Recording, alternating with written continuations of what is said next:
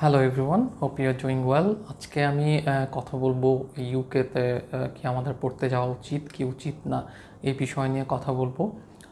So প্রথমত আমি যে বিষয়টা নিয়ে কথা বলবো সেটা হচ্ছে ইউকেতে আসলে পোস্ট স্টাডি ওয়ার্ক পারমিট যেটাকে বলে ওটা কি আসলে উঠিয়ে দিয়েছে কি না। ওটা একটা খুবই মেজর রোল প্লে করে স্টুডেন্টদের জন্য, কজ সবাই প্রত্যেকে স্টুডেন্ট ভিসায় যায় একটাই কারণ তাদের হয়তো ওইখানে সেটেল হওয়ার একটা চিন্তা ভাবনা করে, বা পোস্ট স্টাডি ওয়ার্ক পারমিটে গিয়ে ওরা একটা huge amount of money earn করতে পারে।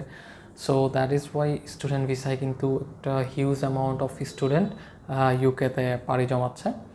বাট দেখা গিয়েছে রিসেন্ট কয়েকদিন আগে একটা ডিসিশন আসার কথা ছিল যে পোস্ট স্টাডি ওয়ার্ক পারমিট কি বন্ধ করে দিবে কি না, বাট না, এমন কোনো ডিসিশন আসে নাই। পোস্ট স্টাডি ওয়ার্ক যে ডিসিশনটা আসছে সেটা হচ্ছে পোস্ট স্টাডি ওয়ার্ক পারমিট যেটি নিয়েও থাকবে, এবং at the same time student ভিসায় যাবেন তারা কিন্তু 2 বছরের জন্য পোস্ট স্টাডি ওয়ার্ক পারমিট পাবেন ওদের পড়াশোনা শেষ করার পরে, ডিগ্রি কমপ্লিট করার পরে। সো এটা একটা মানে খুবই great news for the students. So at the same time আমি আরেকটা যে বিষয়ে কথা বলবো, ইউকে কিন্তু ডিপেন্ডেন্ট ভিসাটা বন্ধ করে দিয়েছে, অনেক দিন হয়ে যায়। সো এইটা একটা ড্রব্যাকস ইউকের জন্য বলতে পারি। বাট ওভারঅল যদি আমি বলি, ইউকেতে আসলে যারা যাওয়ার কথা চিন্তা করতেছেন তাদের দুইটা জিনিস মাথায় রাখতে হবে, যে সেটেলমেন্টের বিষয়টা এবং অ্যাট দ্য সেম টাইম ওরা ডিপেন্ডেন্ট নিতে পারছেন না যদি না ওরা রিসার্চ বেসড কোনো কোর্সে যান অথবা পিএইচডিতে যান। পিএইচডি এবং রিসার্চ বেসড যে কোর্সগুলো আছে ওই কোর্সগুলো কিন্তু যেতে পারবেন, এবং ওই কোর্সগুলোতে ডিপেন্ডেন্টও নিতে পারবেন সাথে। সো এছাড়া যেই রুটগুলোতে স্টুডেন্টরা বেশিরভাগ যায়, আন্ডারগ্র্যাড এবং পোস্টগ্র্যাড, এই রুটগুলোতে কিন্তু অলরেডি ডিপেন্ডেন্ট ভিসা বন্ধ করে দিয়েছে।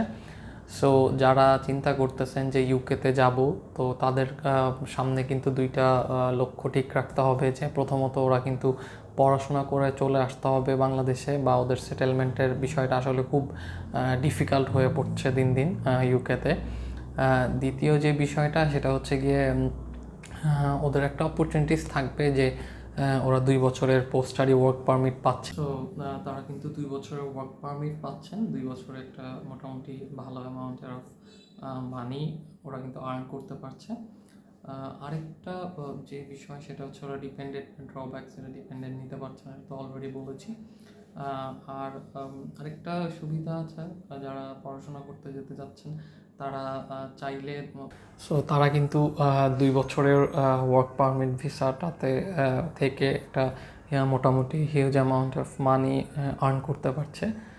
অ্যাট দ্য সেম টাইম আমি যে বিষয়টা বলবো সেটা হচ্ছে গিয়ে, তারা চাইলে ওদের পড়াশোনা কমপ্লিট করার পরে, গ্র্যাজুয়েট রুটটা কমপ্লিট করার পরে ওরা চাইলে কোনো একটা স্পন্সরশিপ জব ম্যানেজ করতে পারে, ওই জবের থ্রুতে ওরা আরও 5 বছর ভিসা এক্সটেন্ড করে থাকতে পারে। এভাবে করে ওরা কিন্তু সিটিজেনশিপের জন্য অ্যাপ্লিকেশন করতে পারবে।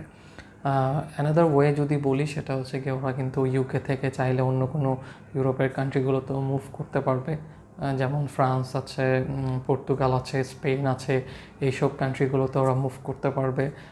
এবং পরবর্তীতে তারা যেহেতু একটা ইউকের সার্টিফিকেট আছে, ওই সার্টিফিকেট দিয়ে কিন্তু তারা ওই দেশে একটা ভালো মূল্যায়ন পাবে, তাদের জব সেক্টর বলেন বা কাজের সেক্টর যেটাই বলেন না কেন, ওই সেক্টরগুলোতে কিন্তু তারা ভালো একটা যথার্থ মূল্যায়ন পাবে। তো এভাবেই আসলে এই বিষয়গুলো মাথায় রেখে চিন্তা করে আসলে ইউকেতে যাওয়া উচিত আমি মনে করি। সো আজকের ভিডিওটা এই পর্যন্তই। থ্যাংক ইউ, সবাই ভালো থাকবেন।